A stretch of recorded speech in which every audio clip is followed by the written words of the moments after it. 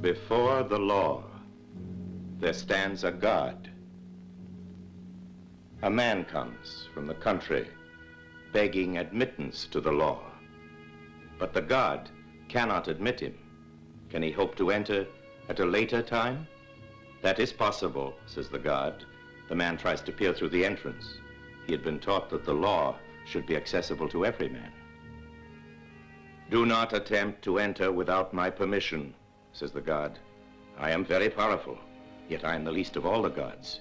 From hall to hall, door after door, each god is more powerful than the last. By the God's permission, the man sits down by the side of the door, and there he waits. For years, he waits. Everything he has, he gives away in the hope of bribing the God, who never fails to say to him, I take what you give me, only so that you will not feel that you have left something undone. Keeping his watch during the long years, the man has learned to know even the fleas in the God's fur collar. And growing childish in old age, he begs the very fleas to persuade the God to change his mind and allow him to enter. His sight is dimmed, but in the darkness he perceives a radiance streaming immortally from the door of the law. And now, before he dies, all his experience condenses into one question, a question he has never asked. He beckons to the God. Says the God, you are insatiable. What is it now? Says the man, every man strives to attain the law. How is it then that in all these years, no one else has ever come here seeking admittance? His hearing has failed, so the God yells into his ear, no one else but you could ever have obtained admittance. No one else could enter this door. This door was intended only for you. And now, I am going to close it.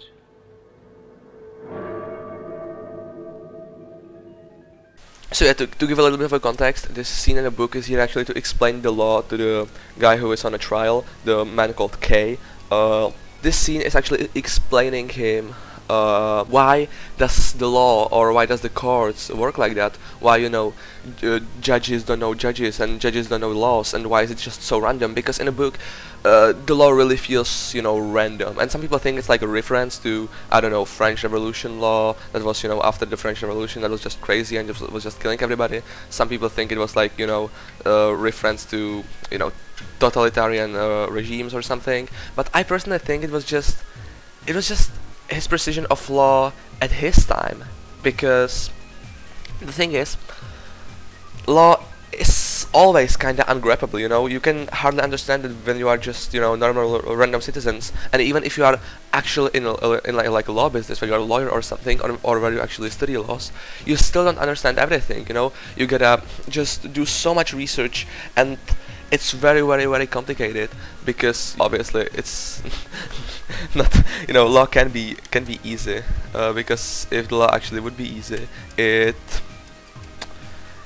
would probably destroy the world or some shit, or maybe it would actually be utopia. Nobody really knows. But yeah, in a book, this scene is here to explain the law to the guy on trial, and he first of all, you know, blames the guard, but then he's explained that guard was not the one keeping the guy from coming to the gate, and the guard himself was actually prisoner of the system as well, because he had to sit there his entire life waiting for the guy to die, and he could never enter the gate as well. So technically the guy could always leave, while the guy on the other side could never leave. Maybe I understand it wrong, but when I read it in the book, this is like the before the last chapter, right?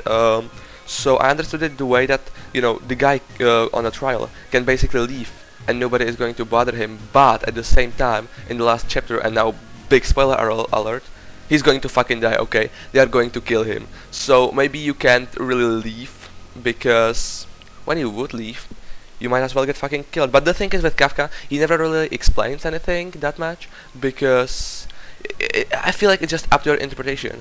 And for me, the last chapter just felt kinda like some sort of end. He had to do this dark end, but I found a meaning in the, you know, the chapter before, and actually in this chapter, and that's why this is super interesting to me, also with the visuals and shit, because I feel like you can always kind of leave and go away when you're hunted by something, not really by the law in this sense, but technically you still can mentally leave if you want to, because I mean, what really locks you up? If you ask someone, he would say, you know, jail and shit, but I personally think it's again up to your mind and up to your interpretation of things in real life, and up to interpretation of situations that are happening to you. So maybe it's not just about, you know, laws, trials, and, you know, courts and shit. Maybe it's also about you being hunted by some thought, or you being hunted by something.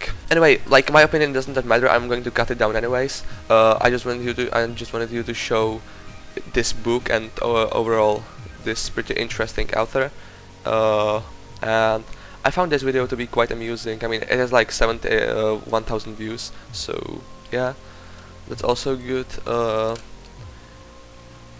You might as well think that system behind these two guys' problem, like behind the problem of the guard and the guy waiting for a guard, you might think that the system is broken, but the system is technically always right, and that's kind of the only true we have here, or the only fact we have here. System is, you know, the one in the right, so you can't really argue with it, and if you try to argue with it, you might as well end like the guy from a process, or guy from a trial, you know, just fucking dying and shit. So yeah, that's also a thing.